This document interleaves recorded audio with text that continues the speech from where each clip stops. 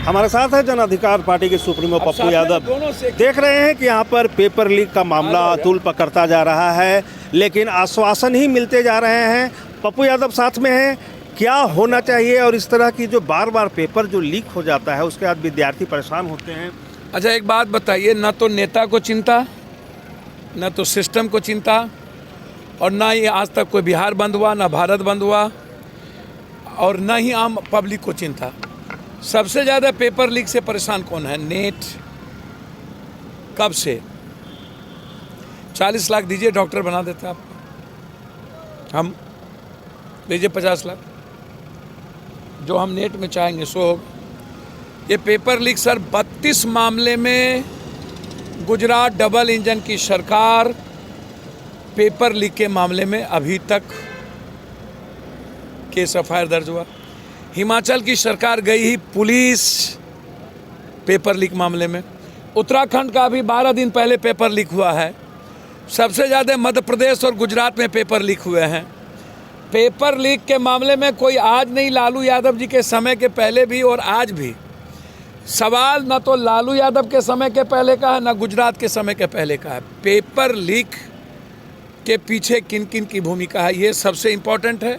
क्या उसमें यूजीसी का चेयरमैन, यूपीएससी का चेयरमैन, बीपीएससी का चेयरमैन, या जिस विभाग का एग्जामिनेशन होता है उसका चेयरमैन, उसका सेक्रेटरी को अकाउंटेबिलिटी में लानी चाहिए कि नहीं? उसको जेल भेजना चाहिए कि नहीं? शिक्षा मंत्री को जेल भेजना चाहिए कि नहीं? आप पहले एक घटना घटती थी तो नैतिकता के आधार पर नीतीश कुमार जी इस्तीफा दे दिए थे रेलवे में, कभी पीएम इस्तीफा दे दिए थे, एक ट्रेन एक्सीडेंट किया था। अब आज़ादी के बाद के से लेकर लगातार पेपर लीक। सिपाही की भर्ती में पैसा दो पाओ, नंबर लाओ पाओ। आप एलआरसी के मामले में आपने क्या कह दिया तेजस्वी यादव जी? उन्होंने कहा कि एग्जामिनेशन की। भैया तेजस्वी जी, बिल्कुल एग्जामिनेशन पर ही होना चाहिए, बिल्कुल सही निर्णय है, लेकिन एसटीईटी और बीटीटी अन्य के मामले में, नियोजित के मामले में आप ये तय कर दिए कि जो पहले रूल्स है उसी पर होगा। एग्जामिनेशन को आपने नहीं माना। अब एलसीआर को जो पहले आपने रूल में लाया उसको एग्जामिनेशन मान लिया। सेंटर भी हम ही तय करते हैं कि सेंटर कौन प्रिंसिपल के यहाँ होगा, किसके यहाँ होगा, और वो पहले ही सेंटर हमको 2 करोड़ 4 करोड़ में हम ले लेते हैं ठेका।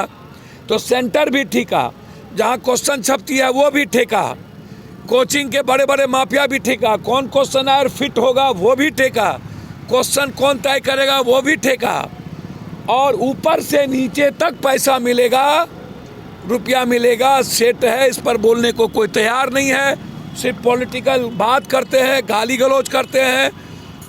नीतीश कुमार जब तक रहेगा पेपर घोटाला होता रहेगा बीजेपी के मुंह में।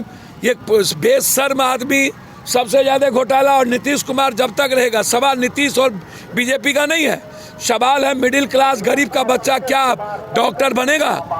क्या मिडिल क्लास और गरीब का बच्चा क्या बीपीएससी में उन चीज़ों में जा पाएंगे? जब तक सेटिंग नहीं होगा तब तक नौकरी होगी, जब तक हम पैसा नहीं देंगे तब तक हमको मार्क्स मिलेगा।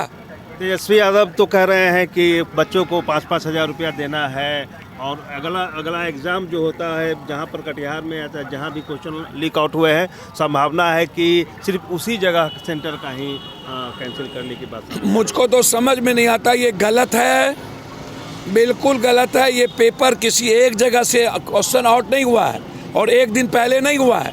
ये क्वेश्चन मिनिमम 1 सप्ताह पहले से मार्केट में चल रहा था।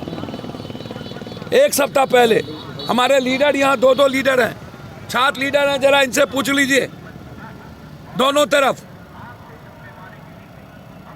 तेजस्वी यादव खुलकर नहीं बोल रहे हैं, पहले विपक्ष में थे। तेजस्वी यादव जी का प्रवक्ता हम नहीं है, डिप्टी सीएम है, वो अपनी बात पहले तो बोलते थे। तो सर आप उनसे ना पूछिएगा, आप हमसे ना बात करिएगा। आप देखिए आप दिखाइए, बताइए। 2 दिन पहले हुआ है ये, देखिए ये 2 दिन पहले एग्जाम, कल 1 घंटा 2 घंटा की तो बात है नहीं। ये तो 2 दिन में किसके मोबाइल पर नहीं चला गया होगा? के समझाए भाई, मंत्री संतरी डिप्टी सीएम मुख्यमंत्री जी को, सर सवाल गाली गलौज का नहीं है, सवाल है इस बिहार और इस देश के मिडिल क्लास के बच्चे जो जीनियस है, जो महा जीनियस है, मोस्ट जीनियस है, उसको तो चैलेंज आप कर नहीं पाइएगा, लेकिन मिडिल क्लास का जो जीनियस है सीधा आप 600 मार्क लाने की नीट में बात कर लेते हैं, 700 नंबर दे देंगे। तो शिक्षा मंत्री पर केस हो, चेयरमैन पर केस हो, सेक्रेटरी पर केस हो, कोचिंग माफिया पर केस हो, सेंटर पर केस हो, जहां छपता है वहां केस हो, इन सबको जेल भेजा जाए। हमसे जुड़े रहने के लिए हमारे YouTube चैनल को सब्सक्राइब करें और नई वीडियो की नोटिफिकेशन के लिए बेल आइकॉन को दबाएं। अगर आप ये वीडियो Facebook पर देख रहे हैं तो लाइक जरूर करें और ज्यादा से ज्यादा शेयर करें। धन्यवाद।